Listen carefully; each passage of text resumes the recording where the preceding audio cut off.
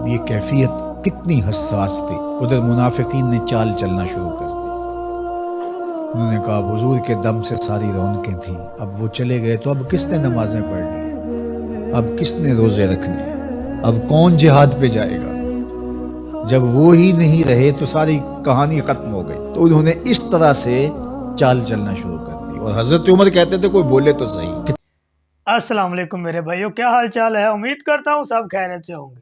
الحمدللہ میں بھی ٹھیک ٹھاک ہوں۔ میرے بھائیو، آج میں آپ کے لیے محمد رضا ثاقب مصطفیٰ صاحب کا ایک بیان لے کر آیا ہوں۔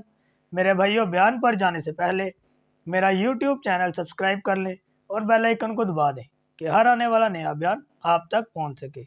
آئیے چلتے ہیں بیان کی طرف۔ حضرت زید بن عبداللہ اپنے باغ کو پانی دے رہے تھے تو کسی نے جا کے بتایا کہ حضور کا وصال ہو گیا۔ انہوں نے ایسے ہاتھ اٹھا لیے اور کہا اللہم اذہب بصری حتی لا ارا بعد حبیبی محمد احدا، اے اللہ مجھے اندھا کر دے، میری آنکھوں کی بینائی اچک لے۔ یہ آنکھیں رکھی ہی اس لیے تھیں کہ تیرے محبوب کو دیکھتا تھا، اب حضور چلے گئے ہیں تو میں نے ان چراغوں کا کیا کرنا ہے۔ حضرت حسان بن ثابت نے جو اس وقت اشعار کہے، کہتے ہیں کاش کہ کوئی کالا سانپ مجھے ڈنگ مار جاتا اور میں دوسری سانس نہ لیتا۔ اور حضرت سیدہ فاطمہ کے جو قلب اطہر کی کیفیت تھی، سبت علیہ مصائب لو انہا سبت علی الایام سرنا لیالیا، میرے اوپر جو مصیبتیں ٹوٹ پڑی ہیں وہ اگر دنوں پہ ٹوٹ پڑتی تو وہ کالی راتیں بن جاتی۔ حضرت عمر رضی اللہ تعالی عنہ تلوار نکال کے کھڑے ہو گئے اور کہا کہ جس نے کہا نا حضور کا انتقال ہو گیا، میں اس کی گردن اڑا دوں گا۔ تھوڑی دیر بعد حضور پرانی حالت کی طرف پلٹ آئیں گے۔ اب یہ کیفیت کتنی حساس تھی۔ ادھر منافقین نے چال چلنا شروع کر دی۔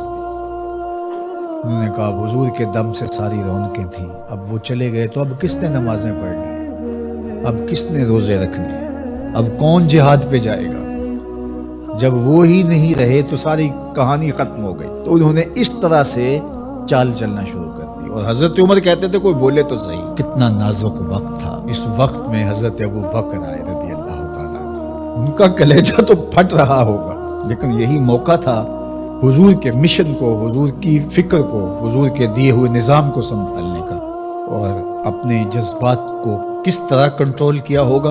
اپنے آپ کو پوری طرح سنبھال کر کے لوگوں میں آئے اور دیکھا کہ لوگ جمع ہیں، اور حضرت عمر رضی اللہ تعالیٰ عنہ غصے میں تلوار لہرا رہے ہیں۔ خبردار اگر کسی نے کہا کہ حضور کا انتقال ہو گیا تو آپ ایک اونچی جگہ پہ کھڑے ہوئے، لوگوں کو متوجہ کیا۔ حضرت صدیق اکبر رضی اللہ تعالیٰ عنہ کا اس وقت کا جو خطبہ ہے، اس نے اس وقت اسلام کو سنبھالا جب منافق بڑی باریک چال چل رہے تھے۔ اب حضرت ابو بکر آئے اور کھڑے ہوئے، کہا لوگو مجھے بتاؤ تم اللہ کی عبادت کرتے تھے یا رسول اللہ کی عبادت کرتے تھے؟ تو لوگوں نے کہا اللہ کی عبادت کرتے تھے۔ تو کہا اللہ آج بھی زندہ و موجود ہے، اللہ کل بھی زندہ و موجود ہے، وہ حی ہے لا یموت ہے۔ اللہ اکبر۔ پھر انہوں نے وہ آیت کریمہ پڑھی وما محمد الا رسول قد خلت من قبلہ الرسل، اور صحابہ فرماتے ہیں ہمیں لگا کہ جس طرح یہ نازل اسی وقت کے لیے ہوئی تھی۔ اور پھر لوگ سنبھلے، اور پھر حضرت سیدنا صدیق اکبر رضی اللہ تعالی عنہ نے اس مشکل وقت دین کو سنبھالا، اور پھر حضور علیہ الصلوۃ والسلام کے مشن کے لیے کھڑے ہوئے۔ لشکر اسامہ بن زید بن حارثہ رضی اللہ تعالی عنہ کو روانہ کیا جا چکا تھا، حضور نے خود روانہ کیا تھا۔ ابھی جرف کے مقام پر ہی یہ لشکر پہنچا تھا، مدینہ المنورہ سے تھوڑا باہر نکلا تھا کہ حضور کے وصال کی خبر آئی تو یہ واپس آ گئے۔ تو بعض صحابہ نے کہا کہ اب مدینہ المنورہ کے حالات وہ نہیں رہے، اطراف کے اندر قبائل سر اٹھا سکتے ہیں جو دبے ہوئے تھے۔ اب حضور کے وصال کی خبر پھیل گئی ہے تو کوئی مدینہ المنورہ پر حملہ نہ کر دے، اور بہترین جنگجو اس لشکر میں شامل ہیں، تو اگر حملہ ہو گیا تو پیچھے سے دفاع نہیں ہو پائے گا، تو لہٰذا اس لشکر کو حکمت یہ ہے کہ روک لیا جائے۔ حضرت صدیق اکبر رضی اللہ تعالیٰ عنہ نے کہا کہ نہیں، یہ حضور کا روانہ کرتا ہے جا کے نہیں، بلکہ آپ نے تاریخی جملہ کہا کہ اگر مجھے یقین ہو کہ جنگلوں سے جانور آ کے ہمارے جسم کی بوٹیاں بھی نوچ کے کھا جائیں گے، یہ لشکر پھر بھی روانہ ہو۔ لوگوں نے حضرت عمر سے کہا کہ ضرور لشکر کو روانہ کریں، لیکن حضرت ابو بکر رضی اللہ تعالی عنہ سے اتنا کہیں کہ امیر لشکر کو معزول کر کے کوئی اور قریشی سردار بزرگ اس کا امیر بنا دیا جائے۔ 9 عمر لڑکا ہے، دوسرا غلام زادہ ہے، تو بڑے بڑے قریشی سردار اور جنگجو ان کی قیادت کو قبول کرنے سے انکار نہ کر دے۔ تو وہ گئے اور جا کے کہا کہ بڑے بزرگوں کی یہ رائے ہے کہ آپ ضرور لشکر کو روانہ کر دیجئے، لیکن اتنا کیجئے کہ امیر لشکر کو تبدیل کر دیجئے۔ حضرت صدیق اکبر کے چہرے پر جلال آ گیا اور آپ نے جو جملے کہے وہ اتنے سخت تھے، سَقُلَتْ أُمُّكَ يَا ابْنَ خطاب، اے خطاب کے بیٹے تیری ماں تجھ کو روئے۔ استعملہ رسول اللہ وقد تامرنی ان آزلہ، ان کو امیر لشکر اللہ کے رسول نے مقرر کیا ہے اور میں کون ہوتا ان کو معزول کر دوں؟ کہا لشکر جائے گا، اسامہ بن زید کی قیادت میں جائے گا، جس نے جانا ہے جائے، جس نے نہیں جانا میں کوئی پرواہ نہیں، چونکہ ان کو امیر لشکر اللہ کے رسول نے مقرر کیا۔ اللہ اکبر۔ پھر جب لشکر اسامہ کو روانہ کیا حضرت صدیق اکبر نے، تو حضرت اسامہ کے گھوڑے کی باک اپنے ہاتھوں سے پکڑی اور اسامہ کو اوپر سوار کیا رضی اللہ تعالیٰ عنہ، اور نیچے ساتھ پیدل چلے۔ اللہ اکبر۔ اور ساتھ یہ کہتے جاتے تھے اسامہ تو وہ ہے جس کو میرے رسول نے مقرر کیا ہے۔ اور پھر یہ لشکر کامیاب اور بامراد ہو کے لوٹا۔ تو یہ سیدنا صدیق اکبر رضی اللہ تعالیٰ عنہ کا حضور علیہ السلام کے فیصلوں کو من و عن قبول کرنے کا جذبہ تھا، جس انداز سے انہوں نے حضور علیہ السلام کی فکر پہ پہرا دیا، حضور کی تعلیمات کو اجاگر کیا اور حضور کے فرمان کو حرف آخر سمجھا، اور اس کے بعد انہوں نے اپنی رائے کو وہاں فنا کر دیا۔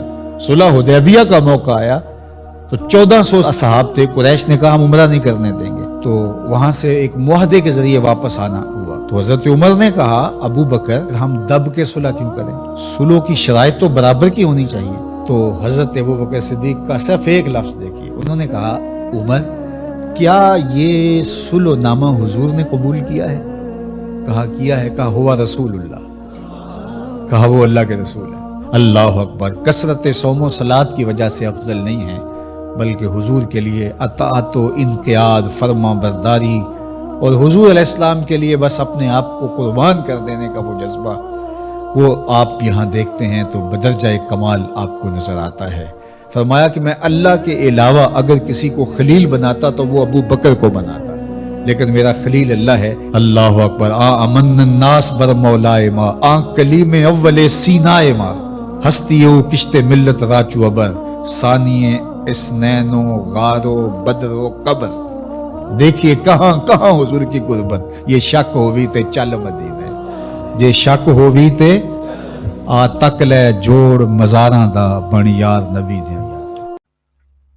دیکھ لیں میرے بھائیوں، جب ہمارے پیارے نبی حضرت محمد صلی اللہ علیہ وآلہ وسلم کا اس دنیا سے جانے کا وقت ہو گیا، جب وہ دنیا سے چلے گئے تو ہر طرف گہما گہمی تھی۔ حضرت عمر فاروق رضی اللہ تعالیٰ عنہ نے تلوار نکال لی کہ اگر کسی نے کہا کہ ہمارے پیارے نبی اس دنیا سے چلے گئے ہیں تو میں اس کی گردن اڑا دوں گا۔ پر اس وقت حضرت ابو بکر صدیق کے دل میں اللہ پاک نے ایسے کلمات ڈالے کہ انہوں نے ساروں کو کہ میرے بھائیوں جو اللہ کی عبادت کرتا تھا، اللہ آج بھی زندہ ہے اور قیامت تک زندہ رہیں گے، اللہ کے پاس واپس چلے گئے ہیں۔ اور دیکھ لیں جن کو انہوں نے خلیفہ بنایا لشکر کا، لوگوں نے چاہا کہ ان کو چینج کر دیں، پر حضرت ابو بکر صدیق نے کہا نہیں، جو پیارے نبی حضرت محمد صلی اللہ علیہ وسلم نے جس کو خلیفہ بنا دیا ہے اس میں کوئی تبدیلی نہیں ہوگی۔ میرے بھائیوں آج ہم اپنی زندگی کو دیکھ لیں کہ ہم اپنے پیارے نبی حضرت محمد صلی اللہ علیہ وآلہ وسلم کے احکامات پر زندگی گزار رہے ہیں۔ ہم تو بھائیوں اپنی من چاہی زندگی گزار رہے ہیں، جیسی ہمیں وہ زندگی بتا کر گئے ہیں ہم تو اس سے بالکل الٹ زندگی گزار رہے ہیں۔ میرے بھائیوں ہم مسلمان ہیں اور ہمیں چاہیے کہ ہم اپنے پیارے نبی کی مبارک زندگی کو سیکھیں اور اس پر عمل کریں اور اس پر اپنی زندگی گزاریں۔ ٹھیک ہے میرے بھائیوں، اگر بیان پسند آیا ہو تو لائک شیئر کمنٹ ضرور کیجئے گا۔ پھر ملیں گے کسی اور نئے بیان کے ساتھ، مجھے اجازت دیں، اللہ حافظ۔